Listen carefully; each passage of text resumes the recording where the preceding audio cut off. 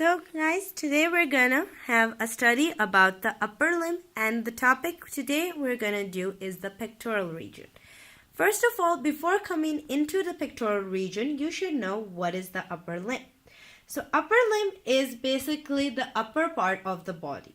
Now, there are many parts of the body. In order for us to understand and study easily, we divide upper limb into different regions.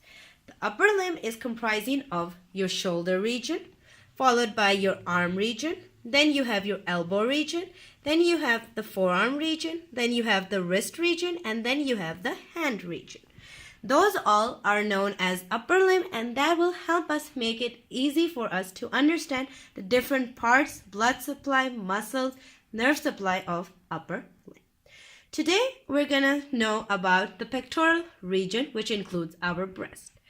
Obviously, the breast is not a basic structure of the upper limb. We do not include the breast in the upper limb because it is basically a part of the abdominal cavity in the pectoral region. But why we use it in our upper limb? It is because that in upper limb, the drainage and the blood supply of this breast is basically into the armpit. As armpit is a part of the upper limb, so that is why we include the breast in the upper limb, and also because of its clinical importance, because of the tumors, everything, which is very important. That is why upper limb is breast is in the upper limb. Now we're gonna study with the breast. First of all, you should know what is the breast, where it is located, what is its description, what are the different parts of the breast. Then we're gonna know what is the effect of breast during different events. Then blood supply of the breast, and followed by the lymphatic drainage of the breast. Alright, let's start with the introduction, that is the location of the breast.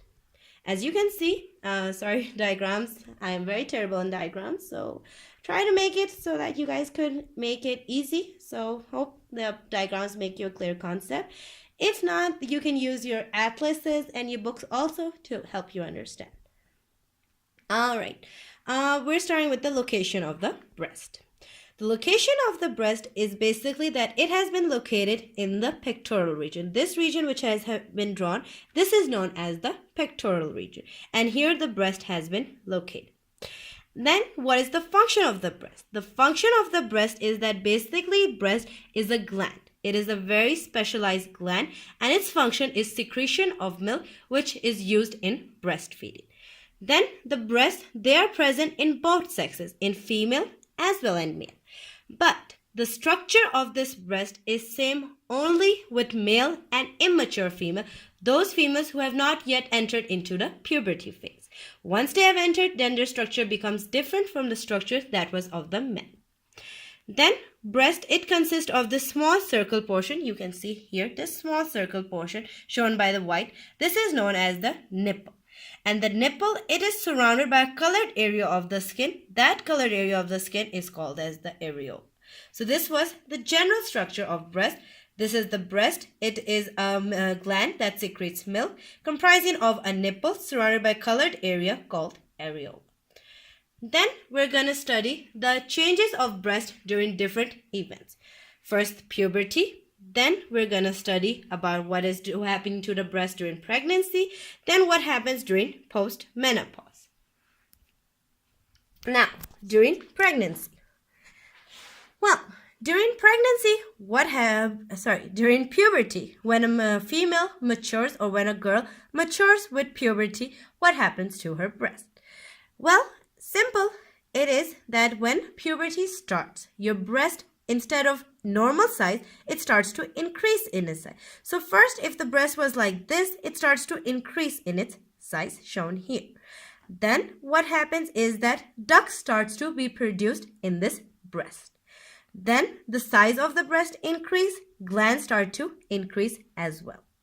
Then what happens that the breast, as it increases in its size, it will extend from this second rib here to the sixth rib, and from the lateral surface of your sternum to your mid-axillary line. So this was what happens to the breast. Then what happens that now the ducts which are present in your breast, the majority or greater part of those ducts, they are present in your superficial fascia, and the lower part, it forms an axillary tail here, and it pierces from the lower border of the pectoris major muscle, pierces the deep fascia, and then moves upward into your axilla. Then there are certain lobes which are present. Those lobes, these ones, they originate or radiate out from the nipple. So from the nipple, these certain lobes have been produced, and they are present in all breasts of the female when she becomes mature. Then the ducts, these ducts, they go from the nipple and they form a diluted ampullus. These ampullas have been formed before they divide into further branches. Then we again come to know that you can see that these are the lobes and they have been separated from one another by this black line which I have shown. That black line, or the line which separates the lobes from one another, those are called as the fibrous septa. And the fibrous septa, they serve as a suspensory ligament and they separate the lobes. Now, as you can see here, it's not shown, that behind the breast there is a space that is filled with connective tissue that is called as the retromammary space. So that was all for the events of changes occurring in breast during the puberty. Now, what are the changes occurring in pregnancy of the breast? Well, 3 events happen.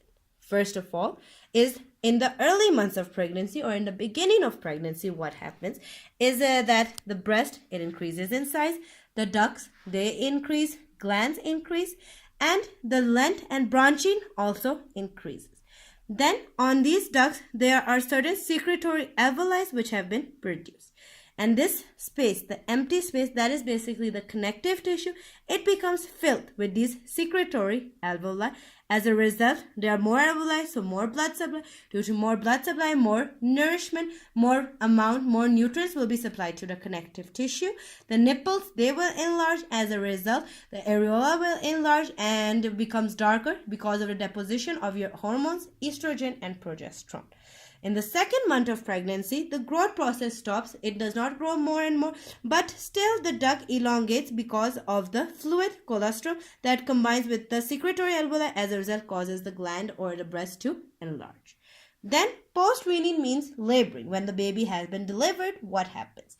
Well, during the labor process, all the process will be reversed. The breast will come back to its original state. Your secretory alveoli will disappear. Your secretory vesicles will disappear.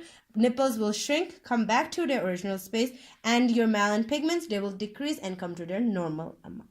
So those were the 3 events that occurred during pregnancy.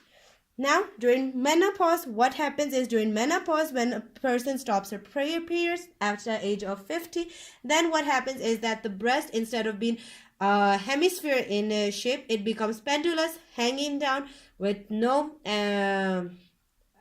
milk secretion. Its areola becomes lighter because there is no estrogen or progesterone, which allows the breast to perform its function. So that was all for your description and location of breast and what were the changes that occurred in breast during puberty, during pregnancy, and during menopause, or after. Now what we're going to study is what are the blood supply, how the breast receives blood. Well, the blood, you can see the breast, it has been located in this pectoral region. So obviously the arteries that will be coming from the thorax, from your ribs and from the axilla, they will supply this region. The ones that are coming from your thorax are known as the internal thoracic artery. Their branches, they will come and supply the breast. From your ribs or your intercostal spaces are the intercostal arteries that will come and supply your breast. From your axilla are your branches of the axillary artery, including the lateral thoracic and the thoracic and the thoracoacromial branch. Those will come and supply the the breast. And the veins, they will come along with the arteries and will drain the blood from the breast to different parts of the body.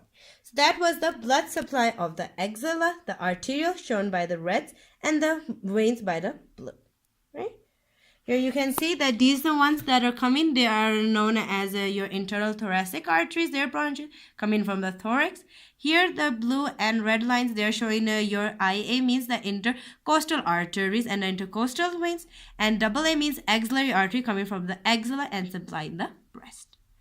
Then we come to know here the lymphatic drainage, which is very important because there is risk chances and very high chances of cancers of the armpit. So in order to protect it, there is lymphatic drainage that has been present. So here's the breast being shown. This is the nipple, this is the areola surrounding it, this is the lateral part of the breast, and this is the medial part of the breast. Medial means towards your chest cavity. So the lateral part of the breast, it will drain everything, any dust particle, everything into a group of nodes, and those nodes or lymph nodes are called the anterior axillary or the pectoral group of nodes. Why the pectoral nodes? Because here there is the pectoris major muscles which have been present. That is why it is also called as the pectoral. Then the medial quadrant, as it is present towards the chest cavity, means here obviously ribs will be present. So all this garbage or bad stuff, they will be drained into your internal thoracic lymph nodes, and from there they will be filtered out. Now some of the lymph nodes on the posterior side, they will follow the posterior intercostal artery and they will drain into the posterior intercostal nodes. And some of the lymph nodes of the breast, they will go and communicate with the lymph nodes of the opposite breast. So if this is the right breast, it will communicate with the lymph nodes of the left breast and it will drain into that. So that is how lymph drainage has been done. So that was all for your upper limb pectoral region. And I hope that I have tried to make it easy and made a good concept for it. And best of luck to you guys as well. And do leave the comments and I will sure obey the comments. And if there's any problem, anything you want, any improvements to be done, let me know. And if there's any specific topic you want to do, let me know so I can do that too. Thank you.